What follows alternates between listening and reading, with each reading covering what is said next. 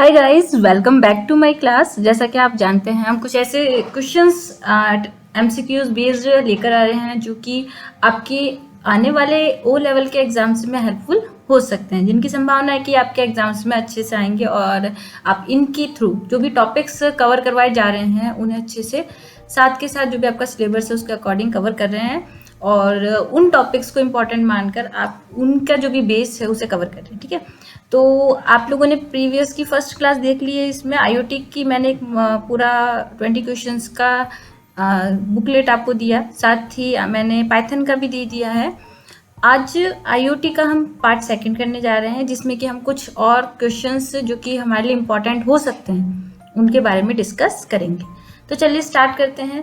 देखिए, स्टार्ट करने से पहले कुछ मैं टाइम देती हूँ, उसमें आप लोगों को रेस्पॉन्स देना है। सभी को जो लाइव है इस टाइम देख रहे हैं स्ट्रीमिंग के टाइम उनको तो देना ही है, साथ में जो बाद में भी देख रहे हैं, अगर मैंने कहा है कि इस क्वेश्चन का आंसर आप लोगों को देना है मुझे कमेंट बॉक्स में, तो आप लोगों को वो आंसर मार्क करना है। ठीक है, उससे मेरी प्रैक्टिस नहीं होगी, उससे आपकी प्रैक्टिस होगी, आप लोगों की प्रैक्टिस होगी। ठीक है, तो इसलिए आपको जो भी कह रही हूँ मैं, उन्हें ध्यान में रखते हुए उन क्वेश्चंस को अगर मैंने कमेंट बॉक्स में आपसे आंसर मांगा है तो उन्हें आंसर आपको देना है। कुछ नहीं तो जैसे मेरी जो इससे पहले की वीडियो थी पाइथन की, उसमें मैंने कहा कि एक क्वेश्चन का आंसर आप लोगों को कमेंट बॉक्स में देना है।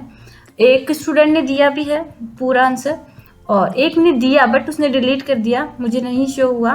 तो इसी तरह आप सभी कोशिश करें, जो भी वीडियोस देख रहे हैं और आगे भी देखेंगे, तो अगर मैं किसी क्वेश्चन के लिए कहती हूँ कि उसका आंसर आप लोगों को मुझे देना है कमेंट बॉक्स में, तो वो आप लोग ध्यान में रख के, है ना, जब वीडियोस पूरी हो जाए उसके बाद कमेंट बॉक्स में मुझे रिप्लाई जरूर दें। ठीक है, तो चलिए स्टार्ट करते हैं हम आज की वीडियो। फर्स्ट क्वेश्चन आ रहा है हमारा MQTT स्टैंड्स फॉर। ठीक है, मैंने आप लोगों को प्रीवियस के क्वेश्चन पेपर में कहा था कि मुझे शॉर्ट फॉर्म चाहिए, मुझे मिला भी है रेस्पॉन्स एक दो का, पर ज़्यादा का नहीं मिला। वीडियोस तो ज़्यादा नहीं देखी बट रेस्पॉन्स नहीं दिया। देखिए, उससे प्रैक्टिस मेरी नहीं है, आप लोगों की हो रही है ना, इसलिए रेस्पॉन्स देना सीखिए। एक लेवल पे तो रेस्पॉन्स देना ही पड़ेगा। ठीक है, इसलिए रेस्पॉन्स देना सीखिए। तो यहाँ पे आपका MQTT का जो फुल फॉर्म है, आई होप आप लोगों ने कमेंट बॉक्स में आंसर मार्क कर दिया होगा। तो यहाँ पे आपका ऑप्शन डी करेक्ट हो जाएगा।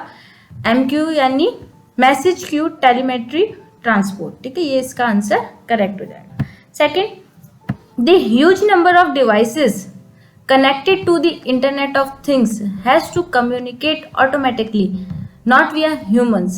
ठीक है, what is this called। ठीक है, इसका पहले हम ऑप्शन देते फिर हम इसकी हिंदी समझते ताकि आप लोगों को आंसर सोचने में टाइम मिल जाए।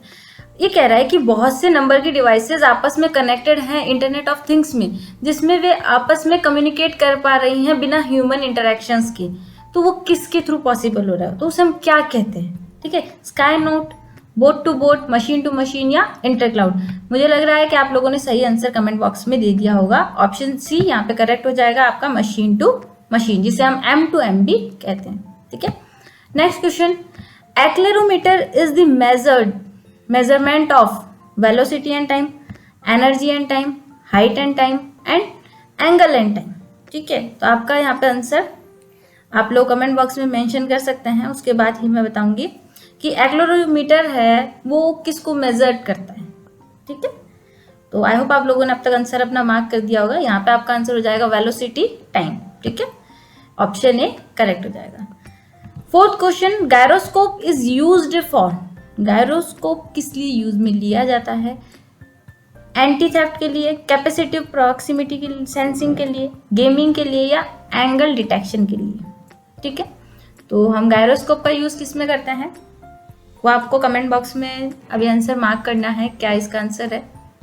ठीक है, एक मिनट लगभग 10 सेकंड के लिए मैं रुकूंगी, उसके बाद आंसर अपना बता दूंगी। तो यहाँ पे आपका आंसर हो जाएगा सी, गेमिंग। ठीक है, यहाँ पे आपका आंसर हो जाएगा गायरोस्कोप हम गेमिंग के में यूज में लेते हैं। ठीक है, next, which sensor measure the pressure relative to atmospheric pressure. ठीक है, कौन सा सेंसर ऐसा है जो कि एटमोस्फेरिक प्रेशर्स को मेजर करता है। ठीक है, कौन सा प्रेशर रिलेटिव सेंसर है जो कि एटमोस्फेरिक प्रेशर को मेजरमेंट करता है? Proximity sensor, pressure sensor, temperature sensor या टच सेंसर। 10 सेकंड के बाद मैं अपना आंसर आपको दे दूंगी, तब तक आप लोग ट्राई करें अपने कमेंट बॉक्स में। कौन सा सेंसर यहाँ पे हो सकता है। तो आपका ऑप्शन नंबर बी करेक्ट हो जाएगा, प्रेशर सेंसर यहाँ पे आपका वर्क करता है। ठीक है, आई होप कईयों का सही गया होगा। Next, OSI model have dash layers. ठीक है, देखिए ये टॉपिक इंपॉर्टेंट हो सकता है। अगर प्रैक्टिकल अच्छे से नहीं आप लोग प्रिपेयर कर रहे तो कम से कम थ्योरी अच्छे से प्रिपेयर करें, जैसे मॉडल्स हो गए, टोपोलॉजीज हो गई, और जो भी आपके नेटवर्क्स वर्क कर रहे हैं ना, ठीक है, तो इनको आपको कवर करना है। OSI model and TCP/IP model दोनों को अच्छे से कवर करना है। इनमें से काफ़ी क्वेश्चंस आपको मिल जाएंगे। ठीक है, दोनों मॉडल्स आपको पता होने चाहिए। तो आपने अभी तक आंसर अपना मार्क कर दिया होगा। OSI model have 7 layers. Option C आपका यहाँ पे करेक्ट हो जाएगा। Next, the function configures a pin as either an input or an output. ठीक है, इनमें से कौन सा फंक्शन है जो कि आपके इनपुट एंड आउटपुट के जो पिन होते हैं उनको डिफाइन करने के लिए यूज में लेते हैं। ठीक है, serial mode function, fun function, pin mode function या लूप फंक्शन। ठीक है, 10 सेकंड के बाद मैं अपना आंसर आप लोगों को बताऊंगी, तब तक आप अपने आंसर कमेंट बॉक्स में टाइप कर दें। देखिए, जो भी क्वेश्चंस मैं लेके आई हूँ आप लोगों के लिए, आपको इससे रिलेटेड और भी जो भी डिटेल्स है वो पढ़नी होगी, तभी आप अच्छे से अपना O लेवल का पेपर क्लियर कर पाएंगे। ठीक है, यहाँ पे ऑप्शन सी करेक्ट हो जाएगा, पिन मोड फंक्शन। ठीक है, next, data in network layer is transferred in the form of. आपका जो डेटा है जो नेटवर्क लेयर में ट्रांसफॉर्म हो रहा है, ट्रांसफर्ड हो रहा है, वो किस फॉर्म में होता है? सर्विस प्रोवाइडर के फॉर्म में होता है, पैकेट्स के फॉर्म में होता है, मैसेज के फॉर्म में होता है, या ईमेल के फॉर्म में होता है? तो यहाँ पे आपको आपका आंसर मार्क करना होगा। ठीक है, नेटवर्क लेयर पे देखिए, क्वेश्चन ध्यान से पढ़ के आप आंसर मार्क करेंगे तो आपका आंसर सही होगा। डेटा इन नेटवर्क लेयर, नेटवर्क लेयर पे जो डेटा होता है वो किस फॉर्म में ट्रांसफॉर्म होता है? ट्रांसफर्ड होता है। ठीक है, तो आई होप आप लोगों ने करेक्ट आंसर यहाँ पे बी ही दिया होगा, जो कि हमारा पैकेट्स के रूप में हमारा डेटा ट्रांसफर होता है। ठीक है, next, botnet is often use to launch attack. ठीक है, बूटनेट होता है, उसका यूज कौन से अटैक्स में किया जाता है?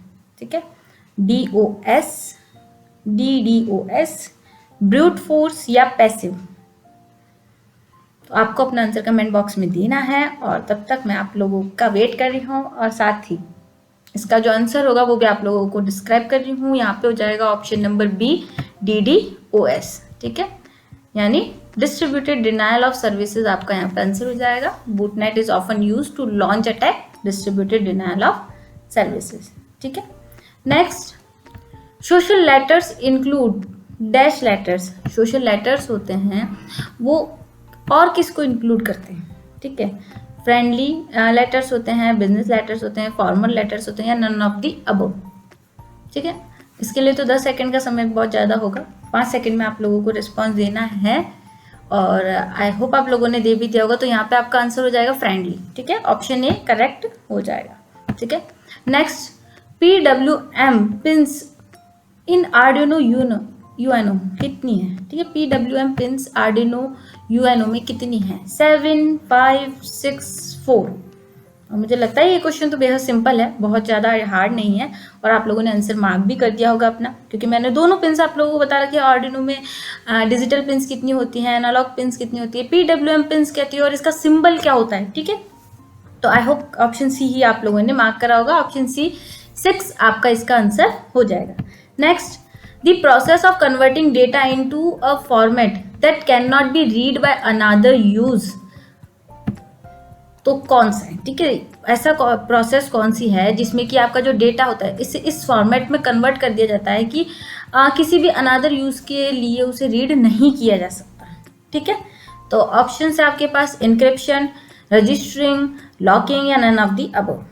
ठीक है, 10 सेकंड का समय आप लोगों को दे रहे हैं, उसके बाद मैं आंसर आप लोगों को बता दूंगी, तब तक आप लोग कमेंट बॉक्स में इसका आंसर मार्क कर दीजिए। ठीक है, कौन सी प्रोसेस है जिसके अंदर आपका डेटा इस तरह से फॉर्मेट कर दिया जाता है कि वो किसी भी अनदर यूज के लिए यूज में नहीं लिया जा सकता? तो यहाँ पे आपका ऑप्शन ए करेक्ट हो जाएगा, इंक्रिप्शन, और आप लोगों ने सही भी आंसर मार्क करा होगा। इंक्रिप्शन यहाँ पे आपका आंसर करेक्ट हो जाएगा। Next, what does IDE stand for? IDE की फुल फॉर्म एक तरीके से क्या है ना? तो देखिए, जो भी शॉर्ट फॉर्म्स है उनकी फुल फॉर्म्स तो आपको याद करनी ही होगी, क्योंकि कम से कम मैंने पहले ही बताया 1, 2, 3 तो आएगी ही आएगी, है ना? कैसे भी आ सकती है, आपके मैच दी फॉलोइंग्स में भी आ सकती है, फिल इन द ब्लैंक्स में भी आ सकती है, ट्रू एंड फॉल्स में भी आ सकती है और साथ ही आपके ऑब्जेक्टिव टाइप में भी आ सकती है, एमसीक्यूज में भी आ सकती है, ठीक है। तो यहाँ पे IDE stands for integrated development equipment. देखिए सेम सेम सा लगेगा बट गलती यहीं पे होती है, अगर हम थोड़ा सा भी एक वर्ड भी अलग लिख देते हैं तो हमारा ऑप्शन गलत हो जाता है, ठीक है। Integrated development environment, integrated demand environment या none of the above. Above यहाँ पे नहीं लिखा मैंने बट नन ऑफ दी। बताइए यहाँ पे कौन सा आंसर आपका करेक्ट हो जाएगा। आई होप आप लोगों ने आंसर अपना मार्क कर दिया होगा, मुझे आशा है आप लोगों ने सही ही करा होगा। बस ये माइनर आपको वो चेंजेस ध्यान में रखने होते हैं कि एग्जाम में भी कुछ ऐसे क्वेश्चंस आते हैं जिनमें केवल हल्का सा चेंज होता है और आप सोचते दूसरा अलग अलग सही है, ठीक है। तो आपको ध्यान रखना है यहाँ पे आईडीई की full form integrated development environment आपका करेक्ट हो जाएगा, option B. 14. A program written with the IDE for Arduino board called IDE Source Sketch Cryptography, none of the above। मात्र 5 सेकेंड आप लोगों के लिए, ठीक है, केवल ओनली 5 सेकेंड्स इस क्वेश्चन के लिए। एक प्रोग्राम जो आपका IDE में लिखा जाता है आर्डिनो बोर्ड के लिए, उसमें उसे क्या कहा जाता है आर्डिनो बोर्ड पर, ठीक है। आंसर आप लोगों ने सही लिखा होगा और इसका आंसर हो जाएगा स्केच, ठीक है, ऑप्शन बी आपका करेक्ट हो जाएगा। Next, the default methods in Arduino program is are.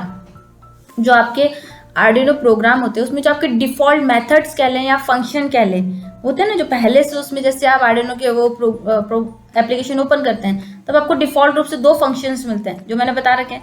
तो वो कौन कौन से हैं, ठीक है। ओनली लूप फंक्शन है, ओनली सेटअप फंक्शन है, सेटअप एंड लूप दोनों है या नन ऑफ दी अबव है। तो 5 सेकंड के अंदर आप लोगों ने आंसर मार्क कर दिया होगा अब तक। तो ऑप्शन सी आपका यहाँ पे करेक्ट हो जाएगा, सेटअप एंड लूप दोनों हैं, तो ऑप्शन सी आपका यहाँ पे करेक्ट हो जाएगा। डिफॉल्ट फंक्शन कह लो इसे, या मेथड्स कह लो, या प्रोग्राम्स कह लो, है ना, कुछ ऐसे आपके आंसर आ सकता है, बट आपको पता होना चाहिए कौन से हैं, setup and loop. Next, Arduino program statement for generating 1 second delay is delay 100। अगर आप आर्डिनो प्रोग्राम के स्टेटमेंट में 1 सेकेंड का डिले देना चाहते हैं तो क्या आप डिले में 100 लिखेंगे? क्या ये सही है या गलत है, ट्रू है या फॉल्स है? ठीक है, क्वेश्चन आप लोगों को समझ में आ गया होगा कि अगर आपको डिले देना है, अपनी लाइट्स को ब्लिंक कराते हुए समय डिले देना है, तो वो डिले अगर आप 1 सेकेंड का देना चाहते हैं तो क्या आप यही स्टेटमेंट लिखेंगे जो यहाँ पे दिया गया है? तो आपका आंसर ट्रू है या फॉल्स है वो आप लोगों ने कमेंट बॉक्स में बताना है।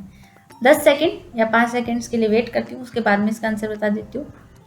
मेरे ख्याल से अगर आप लोगों ने मेरी क्लासेस देखी होगी और मेरे हर एक बोले हुए पे ध्यान दिया होगा, जो भी मेरे वर्ड्स थे, तो आप लोगों का यहाँ पे आंसर करेक्ट हो गया होगा। तो यहाँ पे क्या हो जाएगा, फॉल्स। क्यों? क्योंकि हम अगर 1 सेकेंड का डिले देना चाहते हैं तो हम क्या लिखते हैं, 1000 लिखते हैं, ठीक है। Next, a smoke sensor is a device that sense smoke, airborne particulates and gases and it's level. जो स्मोक सेंसर डिवाइस होती है वो सेंस करती है किसको, स्मोक को, आपकी एयरबोर्न पार्टिकुलेट्स या गैसेस जो भी हैं उनके और इनके लेवल्स को। क्या ये सही है या गलत है? 5 सेकेंड्स का समय दे रही हूँ, कमेंट बॉक्स में अपना आंसर मार्क करें। तो यहाँ पे आपका आंसर हो जाएगा ट्रू, क्योंकि हमारा जो स्मोक सेंसर है वो बेसिकली देखा जाए तो स्मोक्स को क्या करता है, सेंस करके उसके अकॉर्डिंग रिस्पॉन्स देता है, ठीक है। Question number 18, DHT11 is which sensor, ठीक है। Proximity sensor, humidity sensor, touch sensor and pressure sensor. DHT11।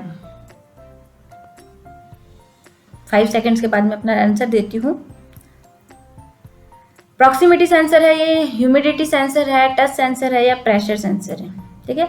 अब आपका जो DHT11 है ये आपका होता है ह्यूमिडिटी, यानी कितनी कहते हैं ना वातावरण में नमी है, उसको मेजर करने के लिए हम DHT11 सेंसर का यूज करते हैं। तो यहाँ पे ऑप्शन बी आपका करेक्ट हो जाएगा। Next, which layer represents how various devices are physically connected to the network. इनमें से कौन सी लेयर डिफाइन करवाती है कि जो भी हमारे डिवाइसेस हैं वो फिजिकली आपस में नेटवर्क से कनेक्टेड हैं? Transport layer, physical layer, application layer या नन ऑफ दी अबव। मैंने पहले ही कहा है ये लेयर्स जो भी हैं 7 और 4 दोनों का अच्छे से ध्यान रखना है, यानी TCP और OSI मॉडल दोनों का अच्छे से ध्यान रखना है। TCP और OSI की फुल फॉर्म मेरे ख्याल से इस एग्जाम में तो नहीं पूछी जाएगी, क्योंकि शायद ये प्रीवियस के एग्जाम्स के लिए पूछी गई थी, बट अगर फिर भी आए तो आप लोगों को टीसीपी और ओएसआई की फुल फॉर्म आती ही होगी, और उसकी जो लेयर्स हैं उन पर अच्छे से ध्यान देना है। तो यहाँ पे जो आपका आंसर हो जाएगा फिजिकल लेयर, आपका आंसर हो जाएगा ऑप्शन बी। ठीक है, next, VNC stand for various network computer, virtual network computing, virtual network communication, या नन ऑफ द अबव।